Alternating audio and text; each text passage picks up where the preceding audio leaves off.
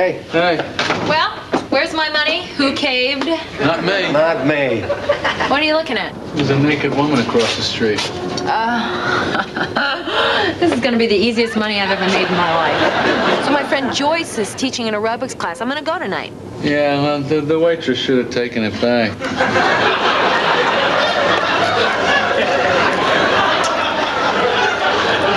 So then I got a call this morning. You know, I was chosen to go on the space shuttle.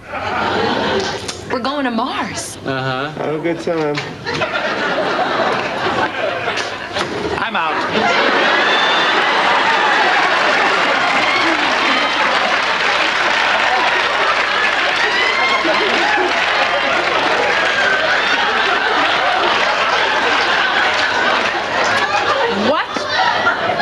I'm out of the contest.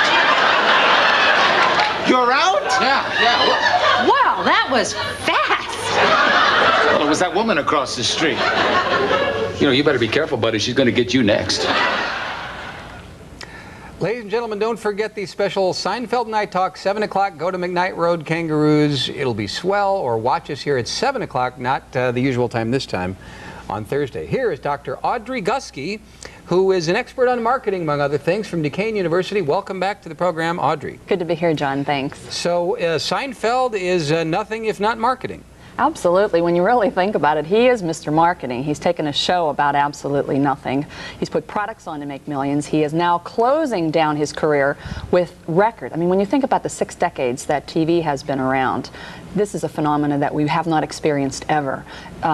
More advertising dollars than the Super Bowl per minute, so I think he's done okay for himself. What products is he putting on, or maybe, what, I mean, like Heinz ketchup or something, and I'm just unaware that there's a fee, or tell us about that. Well, all throughout Seinfeld, all these past years that he's been on, if you watch very closely, you can see in the background, or maybe they're drinking Snapple, or they're Snapple driving, was huge, yeah. Yes, they're driving a Saab or a Volkswagen, or they bought a Cadillac. Jerry bought a Cadillac for his parents.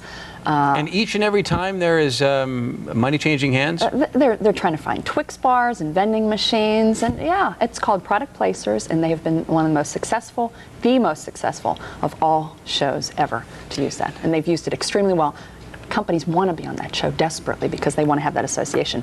J. Peterman catalog, they've become extremely popular and successful because of that. Yeah, let me ask you about that. So that's a real catalog? It is, indeed. I should probably know that, but is it widely distributed, or mostly New York, as everything else is in the show? It has a select group, John, and I. Oh, so I'm too low rent. Apparently not. Do you get the J. Peterson catalog, Peterman? Sorry. No, I don't get it either. So. Aha. But I'm sure if I. So, and have you been studying this, and have you been forcing your classes to study it at Duquesne? Well, that's an interesting thing, because I had my first strategic marketing class tonight. And I had the class discuss some of the products that they have seen, and it was very easy for most of them to mention at least 2 or 3 products that they had seen. So it's a tremendous phenomena. And in fact, what's happened is this is such a major cultural phenomenon. I've heard a lot of plays and different theatrical things have either started their shows earlier on Thursday or starting later because everybody wants to be home for the big Seinfeld episode. And rumor has it that even a marketing class has been canceled Thursday night. You canceled? You mean you're messing with the future of our society by killing educational quality moments for shallow television? It's going to be an educational moment in and of itself. So you asked them to name, what are they supposed to learn from this? Just the power of television? Well, not only the power of television, but what marketing is all about. Because when you think about what's actually happening, taking a TV show and creating this major cultural extravaganza and the products that are associated with the show and the money as far as the advertisers that are putting themselves on the show, it is really an interesting, unusual, and one-of-a-kind type of a situation. They seem to have been able to weave these promotional items into the plots without destroying the integrity. I don't know if you can say Seinfeld has integrity, but sure, it certainly does, comedic integrity and quality. So that's a pretty big feat in and of itself. Absolutely it is, yes. And a lot of it's subconscious. Maybe Kramer will run into Jerry's kitchen, pull something off the cupboard, it'll be a box of Kicks, and he'll go, wolfing it down. And so that's subtle, and that's subliminal in a lot of ways. But it's either blatantly obvious, or sometimes subtle, but it works. Both of it works. Well, are there documented cases? In other words, did Snapple sales go up, or that you know of, or has anybody even bothered to study that? I'm sure Snapple studied it very carefully, and they, I can almost guarantee that every product that has appeared on there has gone up significantly, and that's why they wouldn't be really pushing and paying that money to be on those shows. How many shows is that going on in right now? I mean, virtually all of them on television, just the select few that are at the top of the ratings? I would say that most movies and most TV shows are attempting to get into this money market. Because there has to be some sort of debate over quality, I would think. Like, I don't see anything that I know of on ER, but who knows? Maybe that'll start happening. Well, perhaps the cars they're driving or some of the food that they're eating that you're not noticing. But overall, there have been, you think about E.T., remember what candy E.T. was eating?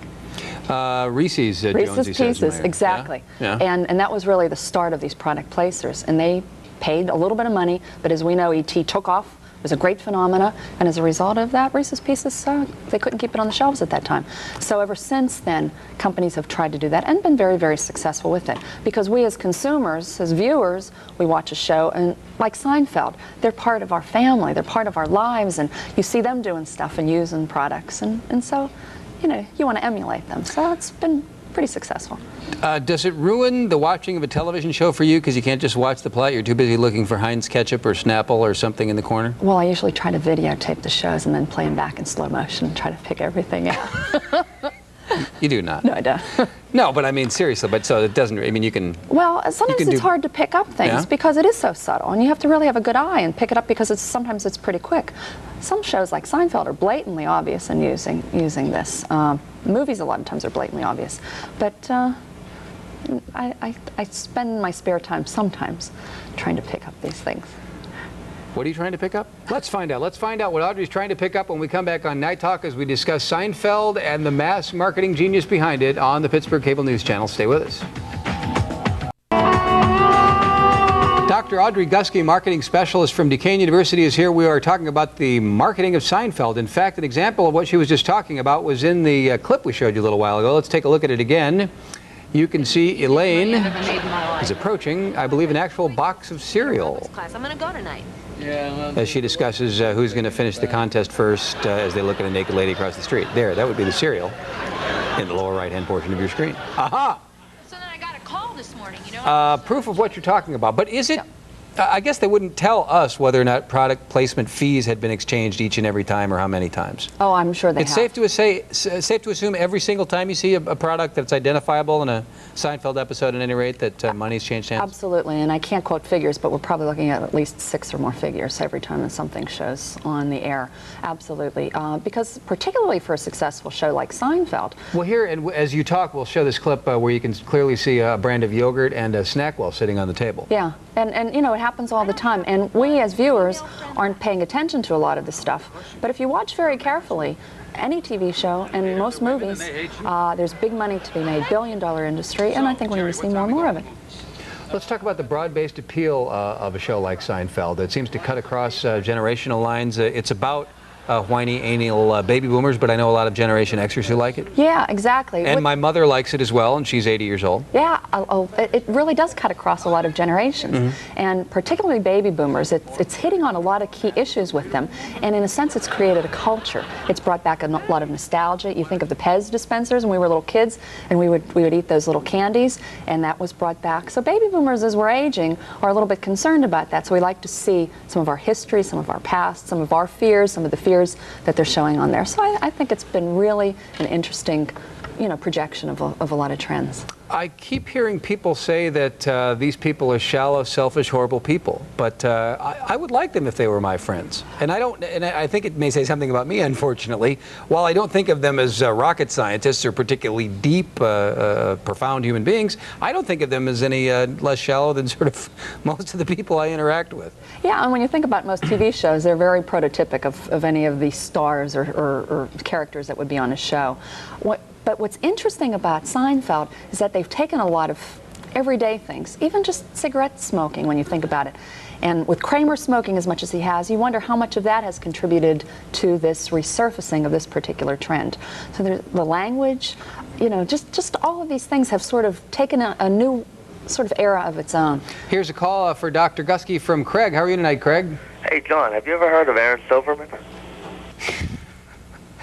You see, there's a guy who keeps calling all the talk shows and mentioning this guy's name, Aaron Silverman, as if he's going to be the next big superstar in some sort of... and he's marketing. He's just doing what you are teaching these kids at Duquesne.